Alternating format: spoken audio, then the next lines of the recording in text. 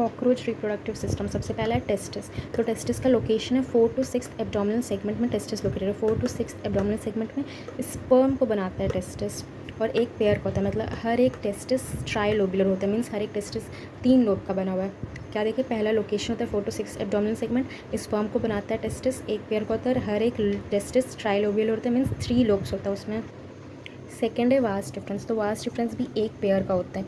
ये vast difference क्या करता है, स्पर्म को कैरी करता है टेस्टिस से। स्पर्म, ये स्पर्म है, इसको टेस्टिस से कैरी करता है वास्ट डिफरेंस, स्पर्म को टेस्टिस से कैरी करता है।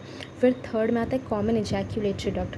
तो कॉमन इजैक्यूलेटरी डक्ट, तो मान लो ये एक वास्ट डिफरेंस था, ये दूसरा वास्ट डिफरेंस था, तो ये दोनों वास्ट डिफरेंस आता है सेमाइनल वेसाइकल में एक साथ जुड़ के कॉमन इजैक्यूलेटरी डक्ट बनाता है। फिर उसका जो ओपनिंग रहता है उसको हम लोग बोलते हैं मेल गोनोपोर।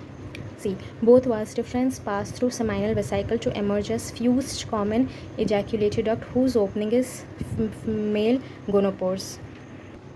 फोर्थ आता है seminal vesicle. Seminal vesicle white colour का होता है, साइनी स्ट्रक्चर है जो कि स्पर्म को स्टोर करता है। Sperm are glued together to form spermatophore. जो स्पर्म है वो एक साथ जुड़ा हुआ रहता है स्पर्मेटोफोर में।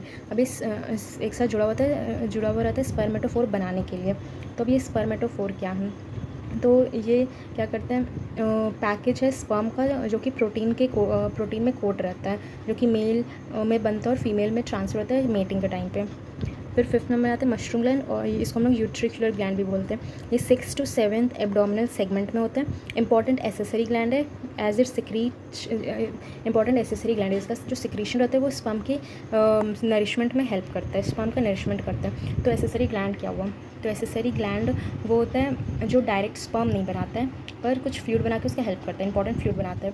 अब सिक्रीशन क्या हो, सिक्रीशन का मतलब होता है कोई भी सेल या ग्लैंड कोई इंपॉर्टेंट फ्लूइड को अपने से बाहर भेज रहा है, और उस अपने से बाहर भेज रहा है, वो जो फ्लूइड है वो किसी और के फंक्शन में हेल्प करता है। तो वही जो ये सिक्रीशन क्या, इस एसेसरी ग्लैंड का सिक्रीशन ये स्पर्म के नरिशमेंट में हेल्प करता है।